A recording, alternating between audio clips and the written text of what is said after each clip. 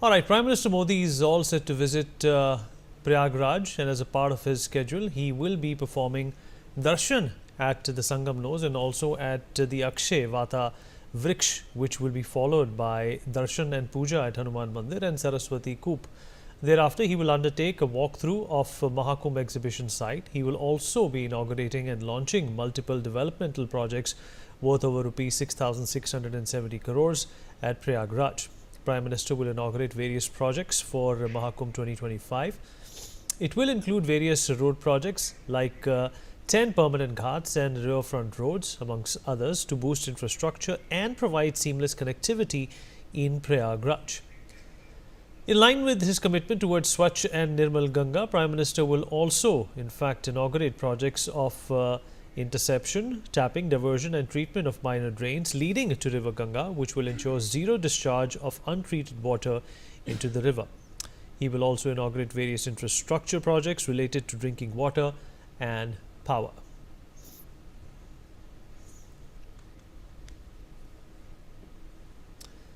Varsha, my colleague, is joining us at this point in time to talk more about this. Varsha, अगर आप मेरी आवाज़ सुन पा रहे हैं?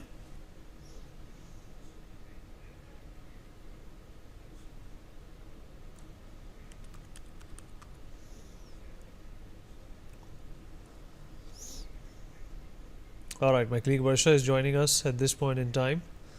वर्षा, प्रधानमंत्री और प्रधानमंत्री का स्वच्छ और निर्मल गंगा का जो एक लक्ष्य था वो महाकुंभ से पहले एक तरह से डेवलप होता हुआ दिखाई दे रहा है।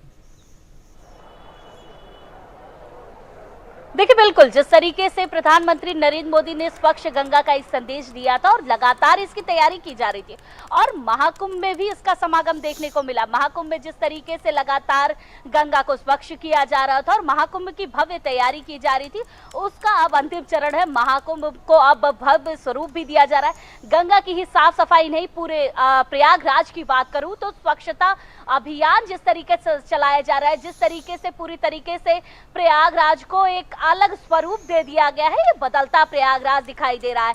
जिस तरीके से प्रयागराज में कुंभ एक जिला बना दिया गया, कुंभ अगर जिले की बात की जाए तो पूरे जिले में भी एक बदलता स्वरूप दिखाई दे रहा है। स्वच्छता अभियान जिस तरीके से लगातार चलाए जा रहे हैं, डोर टू डोर कैंपेन भी चलाई जा रही है इसको लेकर और अलग अलग कंपटीशन भी अलग लेवल पर किए जा रहे हैं। अधिकारियों का गठन किया गया है, अधिकारियों को एक लेवल दिया गया है कि आखिर किस तरीके से आपको पूरी मॉनिटरिंग करनी है। एक एक रोड मैप तैयार कर लिया गया है। देखिए, स्वच्छता अभियान तो चलाए जा रहे हैं, लेकिन महाकुंभ को जिस तरीके से भव्य स्वरूप दिया जा रहा है, उसमें इस समय महाकुंभ जिस तरीके से अभी अंतिम चरण की तैयारी है, उसका भी स्वरूप पूरी तरीके से बदल गया है। चाहे वो 6 कॉरिडोर बनाए गए हों, चाहे वो विकास कार्यों की बात की जाए, सड़कों की बात की जाए, या फिर पूरी तरीके से प्रयागराज के चौराहों को बदल दिया गया। इस समय प्रयागराज का स्वरूप बदल चुका है और प्रयागराज का स्वरूप माँ गंगा से लेकर सरस्वती घाट से लेकर यमुना घाट से लेकर हर तरफ आपको केवल स्वच्छता अभियान और स्वरूप बदलता हुआ प्रयागराज नजर आएगा। जी वर्षा, ये भी बताइए कि सुरक्षा को लेकर क्या पुख्ता इंतजाम किए गए हैं? बहुत बड़ा जमघट है, काफ़ी सारे लोग आ रहे हैं और सुरक्षा के जो प्रबंध हैं वो योगी आदित्यनाथ ने भी कहा है कि कड़े होंगे।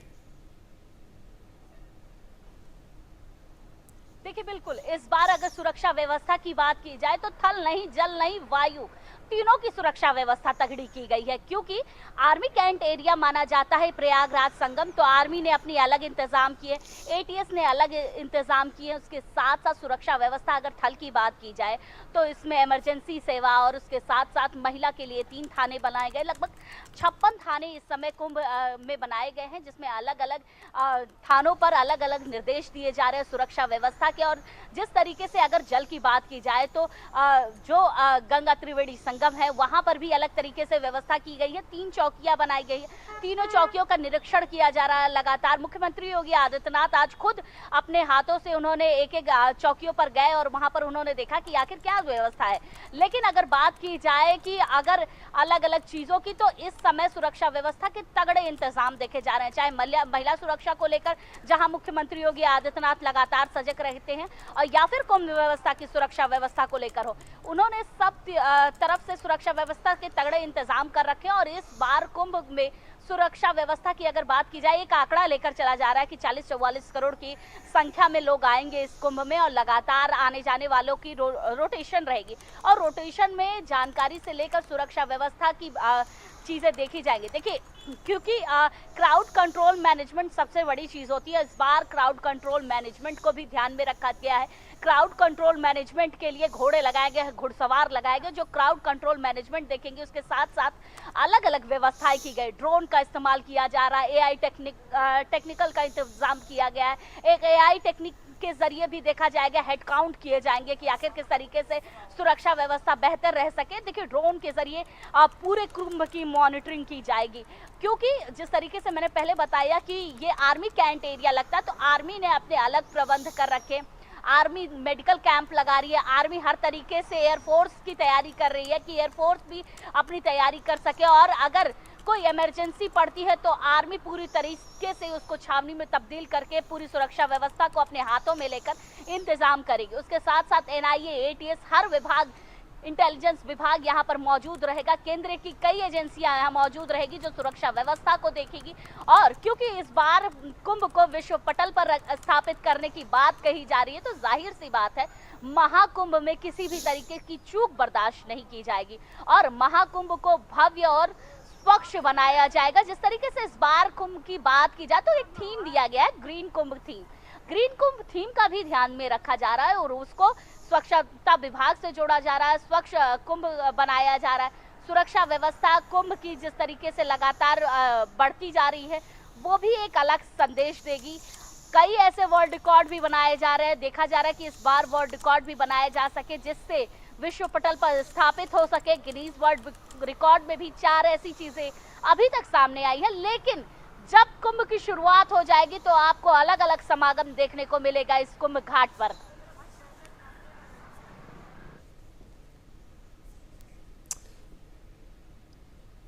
चलिए वर्षा, ये भी बताइए कि इस बार ये भी सुना है कि कुंभ मेले में ज़्यादा से ज़्यादा लोगों के आने की अपेक्षा है। किस तरीके का माहौल अभी बन रहा है वहाँ पर? देखिए, बिल्कुल इस बार महाकुंभ है और महाकुंभ में देश विदेश हर जगह से लोग आएंगे। रिसर्च करने लोग विदेशों से आते हैं कि आखिर कैसे इस जगह पर एक प्रयागराज में कैसे इतने साधु संत इकट्ठा हो जाते हैं, देश विदेश से आ जाते हैं और एक अलग माहौल देखने को मिलता है। अभी की बात की जाए तो तैयारियां बहुत ही जोरों से चल रही है। अखाड़े तैयार किए जा रहे हैं, आश्रम बन रहे हैं और ये भी तैयारी की जा रही है कि एक एक आश्रम में किस तरीके से विकास कार्य हो सकता है, किस तरीके से एक अलग रूप दिया जा सकता है। देखिए, टेंट सिटी का निर्माण किया जा रहा है, एक अलग अलग घाट बनाए जा रहे हैं। कुछ घाट तो यहाँ ऐसे देखने को मिले हैं जो जिसका समागम हमें वाराणसी का एक याद दिलाता है कि वाराणसी के घाट है, क्योंकि गंगा त्रिवेणी संगम है, विस्तार लगातार घटता बढ़ता रहता है। तो जिस तरीके से महाकुंभ की बात की जा रही है, इस बार महाकुंभ में अलग अलग रूप भी देखने को मिलेगा। जिस तरीके से साधु संत लगातार यहाँ पर आना शुरू हो चुके हैं, छावनी प्रवेश की अब तैयारी हो रही है।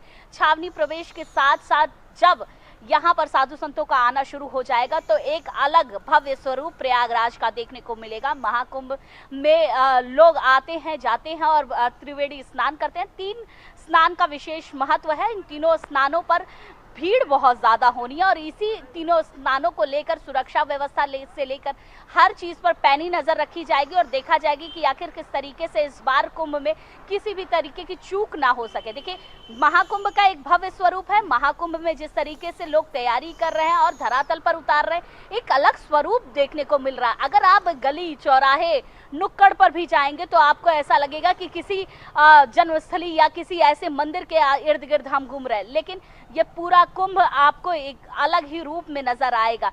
सुरक्षा व्यवस्था की अलग अलग बात होती है, स्वास्थ्य व्यवस्थाओं के भी तगड़े इंतजाम किए गए हैं।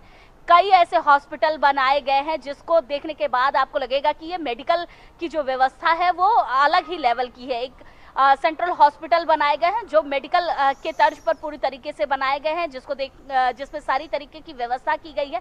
अगर किसी भी इमरजेंसी आती है तो तुरंत अनदर सिटी में ना भेज करके वहीं तुरंत इलाज किया जा सके और तुरंत उनको सुचारू रूप से पूरी व्यवस्था मिल सके, इसकी भी व्यवस्था की गई है। नेत्र कुंभ का इंतजाम किया गया है कि अगर कोई भी आता है और उसको नेत्र से कुछ दिक्कतें होती हैं तो उसमें भी वहां भेजा सके। अलग अलग कैंप लगाए जा रहे हैं, अलग अलग सुविधा केंद्र बनाए जा रहे हैं। मुख्यमंत्री योगी आदित्यनाथ ने भी ऐसे केंद्र का उद्घाटन किया है जहां पर जो आने वाले श्रद्धालु हैं, जो जिनके पास पैसे नहीं है, कम पैसे हैं, उनको वहां पर जाकर रहने की सुविधा मिल सके, पूरे कुंभ को देखने को मिल सके, गंगा स्नान करने को मिल सके। अखाड़ों की बात की जाए तो 13 अखाड़े हैं इस समय।